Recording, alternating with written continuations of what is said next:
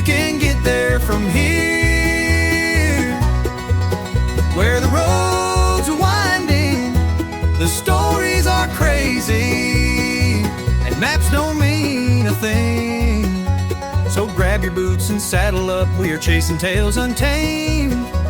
From haunted mines to mountain pines, no two roads are the same. The compass spins, the banjo grins, we ride where legends claim. On the Can't Get There From Here podcast, where truth wears a crooked wing. Hello, folks. Well, after a brief hiatus when I was forced to replace my computer, and after random illness preventing one or another of us from being physically able to record, I'm back and ready to break down another AI-authored documentary. I am your host, Canny Bellingham, and returning this week to help me with this breakdown is Daniel Evans. Thank you for joining me, Daniel. Thanks for having me back, Canny. I had a blast last episode we did. Fantastic. It was not until we finished our previous recording that I realized I never gave you a chance to explain yourself. Would you mind telling the listeners a bit about yourself, please? Well, let's see. I'm a grumpy old man. I love gaming. I've been married almost 20 years, and I have a literal handful of kids and 3 grandsons. I'm a hobby writer and a theater dad. Very good. Well, now that we know a bit more about Daniel, I think it's time to get into this review. What AI-generated abomination are we reviewing today, Daniel? Today, we're talking about the Appalachian priest, Too Evil for History books, Nathan Crow, age 42. And there will be a link to the video in the episode notes. Now, I am a fan of history, and I've been guilty of seeking out the more disturbing parts of human history.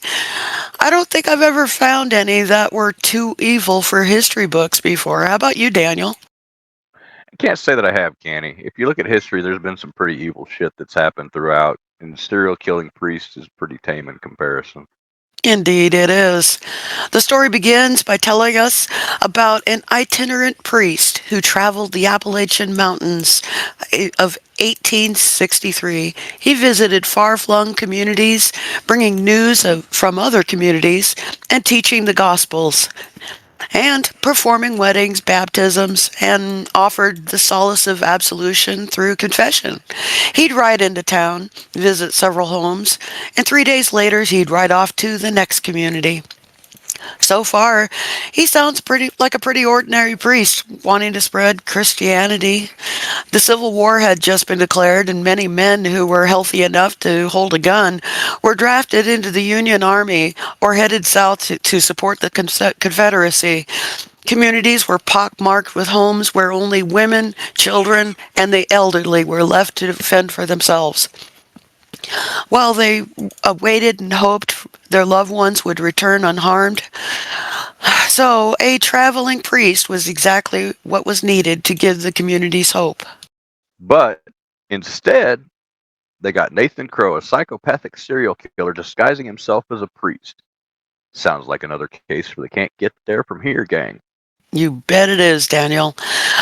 But after we get into all of that, I need to let our listeners know that if you Google Nathan Crow, Appalachia, 1863, you will find a list of other YouTube videos about this same exact topic by several different YouTube channels. So I'm satisfied with the provenance of this video. What better proof do you need for a YouTube documentary than nearly exact copies of the same video? Your YouTube documentaries that are all produced by the same manner and style as this one? Right. So I used my Google to search and also only found the stories of Nathan Crow, either a 38-year-old farmer in Virginia or Father Nathan Crow, the subject of our episode today. I also did some digging on the church diocese in Veracruz, which is where our subject was first recorded popping up. Nice. I think it would be productive to use these reviews to try to learn something new. One of the things that I've found out from listening to this video is that priests take notes when listening to confessions. I was not aware of this practice. Had you heard of this, Dan? I'm sure that most priests take mental notes, But actual physical notes, I figured that was a no-no, seeing as your confession is supposed to be between you and the big guy upstairs, and the priest was supposed to be a conduit to the divine rather than an active participant. Something else I thought was interesting is that he only held his services on Monday rather than Sunday. Did you catch that, Canny? No, I missed that. Now that is a revelation. Guess this particular priest felt that he was supposed to rest on Sundays. Interesting. He carried a leather bound notebook into which he recorded specific information about people he visited. Also, another interesting detail about the priesthood was that was a revelation to me, I should say, was the fact that quite often people would disappear after being visited by the priest. Who'd have known? Right. And no one thought to do any checking on where he came from. The guy came in 3 times to the area and then poof, gone without a trace other than missing citizens. Here we have yet again proof the government officials are utterly useless and helpless in the face of conflict. The sister of a widow woman vanished 3 days after having tea with Nathan Crow and revealing details about after revealing details about her savings, property, and whether she had any family nearby. Apparently, he didn't notice the sister she lived with. I'm assuming, anyway. Well, maybe the sister was a Baptist or something, so he didn't bother with her. Very possible. She would be a hellbound vixen in that case. The morning that Margaret Thornton was discovered to have disappeared, the door to her house was open, but there was no sign of a struggle. The tin can in which she kept her savings of about 230 gold pieces was missing from under the floorboards, but helpfully on the floor was left a prayer book about open to a blank page. On that page was a single sentence: "The meek shall inherit the earth, but not today." I laughed out loud when I read that. Was the priest secretly the Joker from the Batman universe?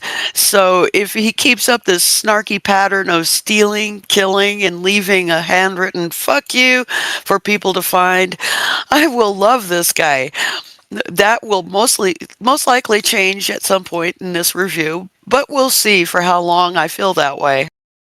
Right. Well, Batsy, the meek shall inherit the earth, but not today. Nice Joker impression. Well, the authorities, and that's in quotes, got a description of Nathan Crow and compared notes with other counties. Wow, I'm impressed with that. I'm led to believe that no one had thought to warn the neighboring counties that there was a known thief posing as a priest named Nathan Crow, preying on communities because it was discovered that this guy had been plying his nefarious trade among several counties for a while now. We are told of an account by one person who had survived an encounter with this priest, an old and feeble man with a leg missing. He had lost it fighting the war, who managed to defeat this much younger and stronger attacker by causing chaos. A genius move, I'd say. I mean, sure. But what kind of chaos? It's out in the hills, and who would have heard him that far out? I have to wonder about the government officials who listened to the middle of the night account of the attack. The old man, who was awoken from sleep by a strange sound, reportedly gave a more detailed and accurate description of Crow while struggling not to be smothered with a pillow than all of the people who'd sat across the table with this faux priest for hours and were not attacked afterwards. Exactly what kind of tea were these people drinking? Laudanum? Or maybe some of that old fashioned Coca Cola. Maybe. But in spite of having a more detailed description and accurate portrait of Crow, there was a problem. And that's in quotes. Official reports, including both governmental and from several local parish churches, were unable to give an account of the priest named Nathan Crow. Oh no! Damn that clever thief. He lied about his identity. I guess the authorities should just give up now. So I feel like that should have sent up some red flags right there, shouldn't it? I mean, you'd think that there would be some communication between our law enforcement personnel in in the area if there was a traveling priest who, whenever he showed up, people went missing. Also, here's where we get one of our first contradictions in the story. Because earlier in the story, it said that there were records of him, Father Crow, performing all kinds of religious ceremonies, including baptisms, christenings, and funerals, along with the church services all over the area. Good catch. I'd missed that one. Well, they didn't give up quite. Although we do learn that this exact same scenario had defeated the abilities of law enforcement for more than a decade in several states. And informing citizens that a roaming priest who took notes might be less than honest about who and they were and what they planned to do with detailed personal information seemed to kind of escape them. I think we might be hearing the origin story of the Nigerian prince, Dan. Right, right. Long before he left the country and slipped away to Nigeria and set up his evil email empire. But no, I'm wrong. Local newspapers began publishing warnings of a fake priest preying on the communities. So that should have solved the problem right there, right, Dan? The government officials had delegated the newspapers with the task of protecting residents, so law enforcement could just sit back and wait for Crow to be delivered to them. Right, but here's another fun fact. The newspapers that they are citing didn't actually exist at the time. There was no local paper in the area other than the major metropolitan areas, which wouldn't have really had news from the hills, where our antagonist was tiptoeing about. The Watauga Democrat, which they talk about, wasn't even first published until 1888. Another good catch. AI needs to edit better, in my opinion. However, that rascally priest had a way of just vanishing without a trace and disposing evidence with the clever use of caves and canyons. Who would have ever thought of looking, right? But as I've learned from other stories from this genre, evidence has a mind of its own and will just pop up out of the ground like a badly framed plot point designed to create story tension where none is needed. Like the autumn of 1863 brought an unexpected twist to the investigation, the narrator tells us. A mysterious letter was delivered to a local sheriff. Oh, thank God. I was worried that the story would just end there, but the video still has another hour and 14 minutes remaining. Nathaniel Crowley, maybe he's a cousin of Alistair's. Maybe so. But maybe I'm just overly cautious. But if I received a letter from an anonymous source containing exact dates and detailed conversations and asked me to go to a specific place, I might believe that I'm about to become someone's hat or other accessories. Right. We learned that in Tennessee town, the sheriff went to, there had once been a man named Nathaniel Crowley. Wait, that clever bastard. He shortened his first and last names. That would make it impossible to connect him with the person he was before he became a diabolical priest on a crime spree. No, impossible. You couldn't suss out that Nathan and Nathaniel were the same feller. That's impossible. I really feel like there must have been some kind of checks and balances in it at the very least. The denizens of that Tennessee town had a lot of stories about Nathaniel Crowley and described his character as if reading the definition of a sociopath from a mental health textbook. A merchant in North Carolina describes selling an unusually large quantity of quicklime to someone who had looked like Crow. And a blacksmith had repaired some shovels for a person dressed like a preacher and who'd asked that the job be done discreetly. The blacksmith thought nothing of it, quote unquote, we're told. But what kind of rationalization did this blacksmith create in his mind in order to justify keeping that knowledge of repairing shovels for the preacher in secret? I don't Right. understand. Right. Why would a preacher need shovels repaired discreetly? It's well known that most monastic orders did some farming or gardening, so it wouldn't have needed to be done in secretly even. I think I might have a few questions in spite of being well paid for the work. But anyway, we are told that Crow was meticulous with his planning and went to great lengths to make sure evidence of his crimes would not lead back to him. I guess we should just ignore the whole leaving a prayer book with a cryptic handwritten messages in this at the scene of his crimes shtick. Just ignore that. Right, right. But we should also remember that our protagonists, the bumbling law enforcement professionals of the Appalachian mountain range, are not the brightest bulbs in the marquee. As I'm still learning this whole podcasting thing, we're going to take a short break before we find out whether this Joker of the Appalachians will make any mistakes in his rampage of almost terror.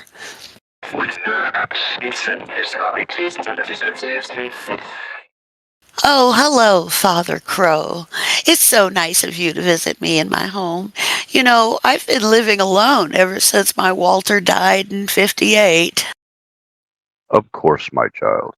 I would like to give you a chance to confess your sins and receive absolution. Oh, it's been a long time since I've done a confession, Father.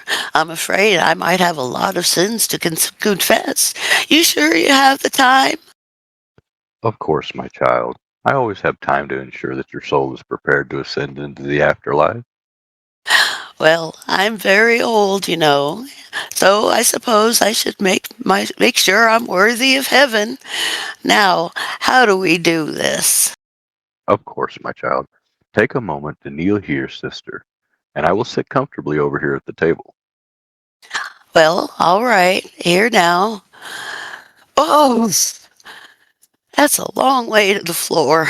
Is this all right, Father? Me sitting with my back to you? Father, what's that book for? This is so that I know what absolution to give you for your sins. Getting a bit forgetful in my advanced age and all. Oh, okay. Well, I guess that's fine. Okay, here we go. Bless me, Father, for I've sinned. It's been over 15 years since my last confession. Ominous, dominus, whatemus. Uh, what does that mean, Father? Oh, it's just some Latin or it's flavor text. Oh, oh, I didn't know that that was part of this. All right. Well, let's see. One time at a church social, I thought Maggie Pruitt needed to mind her own business. All right, go on. And I killed my husband. Um, what? I said I killed my husband.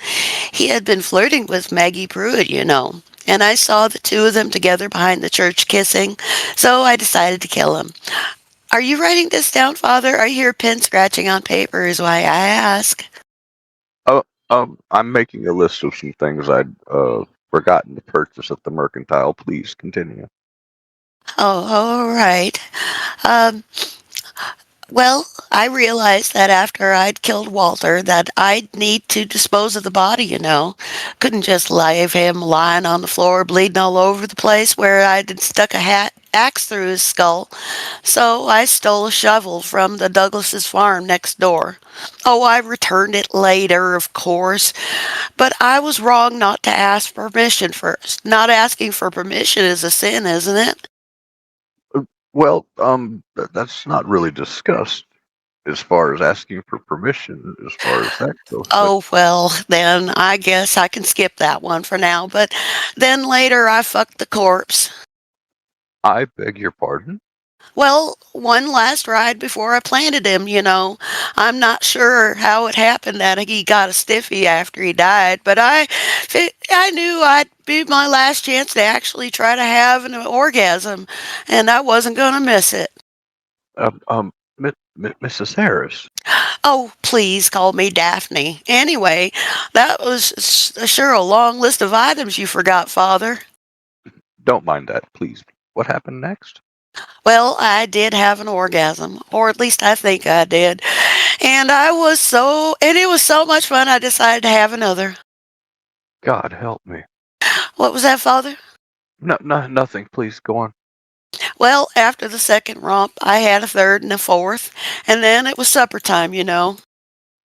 Um, all right. And I thought it'd be best if I just get 'em planted and be done with it before I started the beans cooking. And so you buried your husband. Of course, right after I shot Mr. Douglas, who came looking for his shovel. Do what? Yes, he came waltzing over wanting his shovel back, so I shot him. Uh, I And then I grabbed an entire box of buckshot and headed down to town to settle a few things with the ladies' sewing circle who'd criticized my stitching on the quilt we'd been working on. and you killed them? Well, not all at once. It took me until late that evening to finish off those old busybodies. Then Maggie Pruitt stopped me in the street asking after Walter. Can you imagine? What business was it of hers what happens between a husband and a wife? I ask you. I I think I'd better go. But don't you want to hear about me going to the mercantile to purchase more buckshot? Some other time, perhaps. I thought I was the deranged one here. What? Nothing. Say 15 Our Fathers and a Hail Mary for each of the people that you killed. I gotta get out of here. Oh, all right.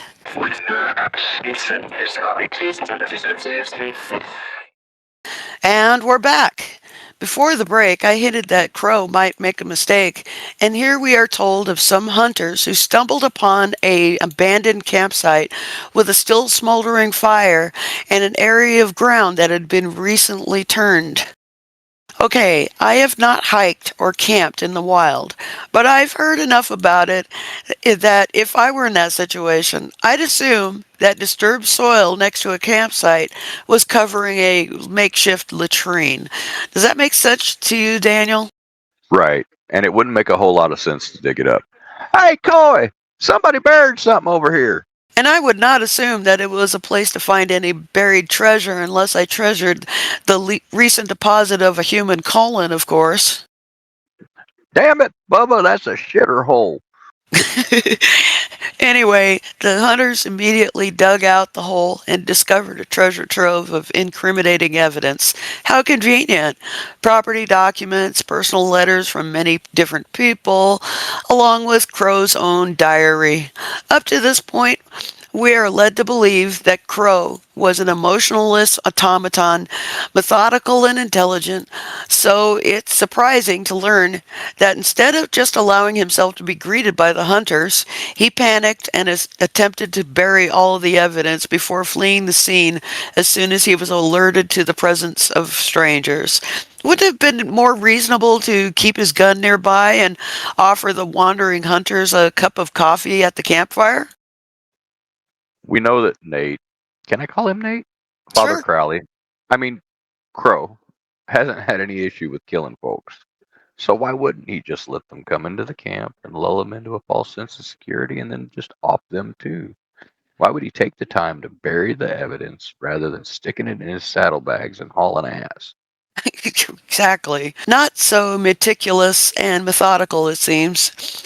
Anyway, somehow the stuff from the hole, along with the diary stuffed with of incriminating confessions of horrific criminality, made its way into the hands of of Sheriff Hendricks. In my opinion, Daniel, it might as well have been a map with a large red X drawn and the words "Capture Crow Here" written in thick Sharpie next to the X. I'm only 23 minutes into this video, and if previous videos of this kind or of any sort of template, I'm either going to find out that the authorities capture Crow now, whereby we spend the remaining 51 minutes listening to the same story retold over and over, along with other kinds of story padding, or he will simply slip cleanly out of the bumbling, fumbling hands of law enforcement who just can't seem to get those Duke boys again. What do you think, Dan? Come on, Flash, let's get them Duke boys. At this point, law enforcement uses the power of reading Crow's diary to set up surveillance around the cave that Crow described in minute detail in the diary. I need to ask you, Daniel, why would someone do this? Why leave such a specific description of the locations of one of your hideouts you frequent in order to escape capture, only to leave the entire diary where others might find it? Can you think of any logical reasons for doing any of this? Logical people don't do it. But I think that we've finally already figured out that these things don't make any sense. So the people in the story aren't going to do things that make sense either. Well, the sheriff and those he hired to accompany him staked out the location where they found Crow hiding in the cave that Crow had helpfully described in his diary. They confirmed that it was indeed Crow entering and leaving the cave for various activities, but instead of just grabbing the man, the sheriff and his men spent many days just watching the comings and goings of Crow. We are told that they talked for about 20 minutes, then a stranger left in the direction he'd arrived from. The sheriff and a few others of his men decided to follow the newcomer and did so for 2 days. After several days standing silently in the snow, freezing their nether parts off, their infinite patience pays off. Another man approaches the cave and has a conversation with Crow. We are told that they talked for about 20 minutes, then the stranger left in the direction he'd arrived from. The sheriff and a few of his men decided to follow this newcomer and did so for 2 days. Then they reached a cabin where the stranger went inside. The sheriff boldly approached the door and knocked. Why couldn't he have done the same thing at the cave, Daniel? Because if they'd done it at the cave, the story would have ended there and they couldn't have monetized this so that they could make money off of it. Oh, yeah, true, true, true. Well, the sheriff discovered that this stranger was the man who'd written the letter to the sheriff, and he was, in fact, the brother of Nathan Crow. He'd also discovered that the brother had known for many years what his brother was doing and had not bothered to report it to any of the authorities. That would potentially make him complicit and possibly even an accessory to ongoing crimes, wouldn't it, Daniel? But he sent an anonymous letter. Isn't that good enough, Canny? I'm going to have to disagree, but I've not been in this situation of knowing an active serial killer and only occasionally visiting him by myself, I will add, in order to shake a finger at him. But instead of arresting the brother right there, the sheriff drank coffee with him and agreed to allow the brother a dramatic reveal followed by an emotional encounter during Crow's capture. I guess law enforcement was different back then.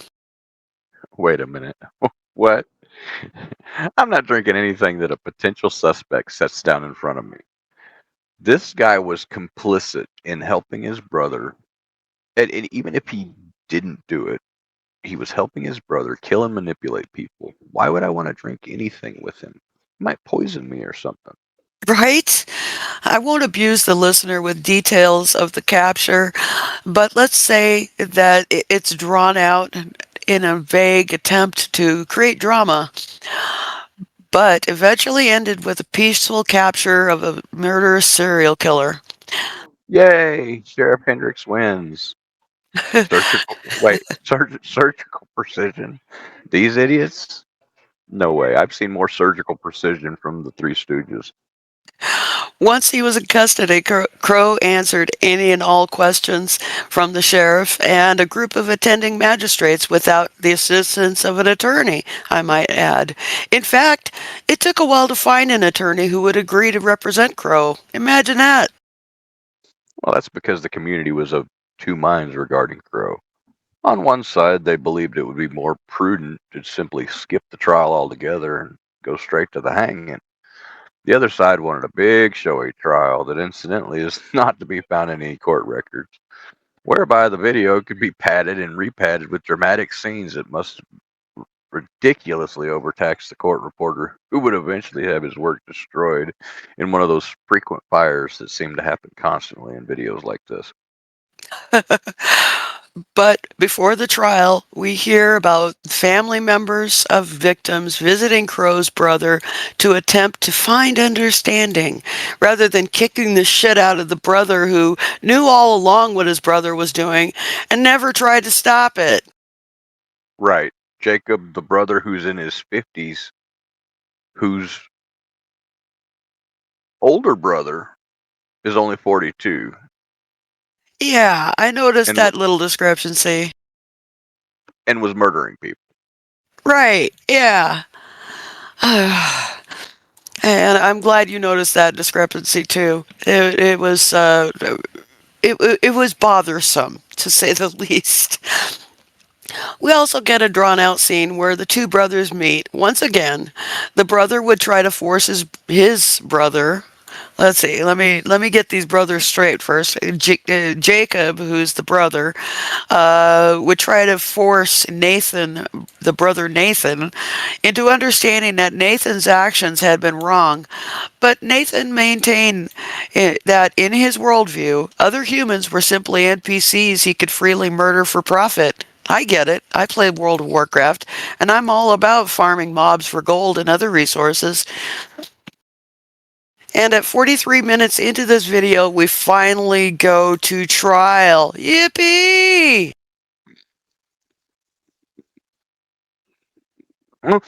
What? Oh, what? We're almost done, Daniel, I promise. We are introduced to the judge who'd oversee the trial, Silas Montgomery, a 16-year judge who'd been known for his firmness and strict adherence to trial procedure. We are told that he'd seen many difficult cases, but nothing had prepared him for the complexity and magnitude of the case he'd hear over the next several days. After hearing this, I am forced to wonder what kinds of cases this has he overseen up to now. Was it where he'd left his car keys? How to open a particularly stubborn pickle jar? Because this case seems pretty cut and dried. The perp is already confessed to everything, and there was a mountain-sized pile of incriminating evidence to work from. The guy killed dozens of people, gave the state the evidence of his crimes. Complex my ass. For 3 days, witnesses for the state gave testimonies regarding their knowledge of the case. Basically, they were allowed to do their best to emotionally manipulate the jury. Then came the closing arguments. What?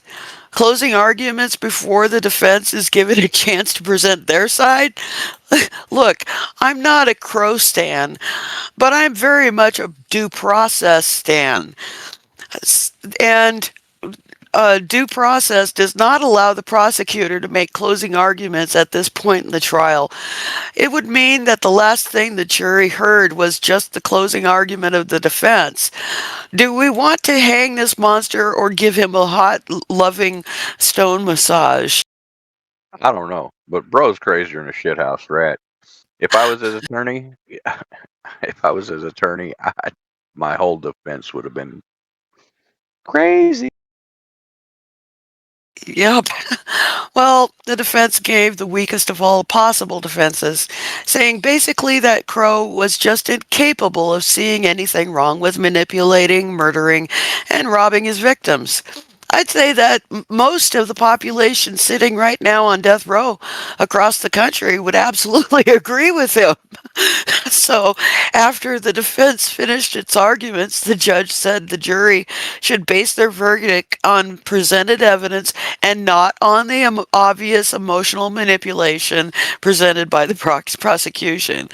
And you, dear listener, at this point, you would conclude that the jury would immediately return with a guilty verdict, right? Open and shut case, right? Case closed, right? Right. It's open and shut. Shouldn't have taken more than an hour. State had all the evidence they needed, and the defendant also didn't offer any defense. But no, the jury needed 6 hours of deliberation to finally reach a verdict. 6 hours. What the hell did they talk about? Did they have a 12 angry men scenario where one person insisted that he was guilty while all 11 of the rest of the jurors wanted to let Crow go? Because that would be the only scenario that would make any sense. 6 hours of one guy trying to convince the others that Crow was, in fact, a sadistic killer with no remorse and retained no redeemable qualities that would temper a guilty verdict. Maybe there was just one guy who wanted to go over all of the material again and make sure that they had the right one. Maybe one of them thought that Jacob needed to be getting fitted for a hangman's noose too. Maybe, or maybe they wanted to go through the stuff and see what it looked like it might be good to keep. Uh, and they'd have to figure out a way to explain it suddenly disappearing from the evidence log. Anyway, well, we finally get to the verdict, guilty on all counts, and the judge delayed the sentencing until the next day in order to get the paperwork all filled out. Well, we got to build dramatic tension somehow. The following day, the judge first described how difficult this case had been for him. Oh, poor baby. And how the case had tested the limits of the law and human understanding. What? How does this test the limits of the law? He committed murder, and not only did he have no remorse, he had no defense to present. I might have missed it, but I don't remember if the dude pled guilty or not guilty. I don't even think he was offered the option. But judging from the judge's reasoning, you'd think there was some question to the rights and wrongs of murder for financial gain that the law at that point in history still struggled with. Even then, murder in the commission of a felony is still a capital crime. Easy peasy lemon squeezy. Hang that motherfucker. The judge basically launches into a soliloquy whereby he rehashes the entire trial before finally sentencing Crow to hanging. He set the date of execution to happen on February 13th in order to allow the defense 30 days, more or less, unless calendars have changed since then, to file any appeals. Did you happen to fact check the dates of this case, Daniel? I've already Googled the names and dates to see if there were any court records that vaguely sounded related to this monumental trial, but came up empty-handed. I would have expected AI would at least be smart enough to count to 30 and get the date correct. Ah, but that's where the AI has once again failed to do what is expected of it. There are so many moments where simple things that should have been easy to fact check are overlooked or completely ignored. Just to Yep. put out a, and they're just trying to put out a quick story. Yep. Well, we enter into the phase between the trial and execution, whereby we hear a deep dive into human nature involving researchers, theologians, and clergy, each trying to understand and even somehow give Crow some form of a redemption. All this led to nothing more than head scratching and newspapers trying to exploit the scandal as much as possible. Even his brother tried one more time to redeem his brother by asking if Crow might have any final words regarding himself and his life. Crow basically blamed his victims for being too trusting and not using skepticism. And so do I. If those victims lived today, they'd absolutely have several Nigerian prince boyfriends. Oh, absolutely. At least a few. I mean, they're, these people let this man come in their home, write down personal, private information, and he had to have been asking questions specifically about life savings and things like that, because otherwise, how would he have known? Exactly. So that yeah, they had to have at least had a few, you know, boyfriends.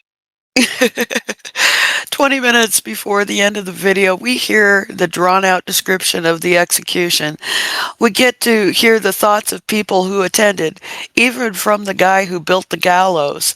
Crow gave his final words to the crowd, saying he was solely responsible for his crimes, and I responded, well, duh. Ooh, a special gallows just for our buddy Nate here. Did they gild it? And does it have shag carpeting on the trapdoor? One would hope so. The AI narrator seems emotionally moved by this admission. Well, as much as AI is capable of showing, actually. We, the listeners, are expected to find profound meaning in the details leading up to the hanging. And I did. My thoughts were, how much time is left in this video? Right. These things just grind on and on. I actually listened to it at 1.5 times speed that I could get through it as quickly as possible and still take notes as I went. Why do we have to have a long, drawn out description of the hanging? Agreed.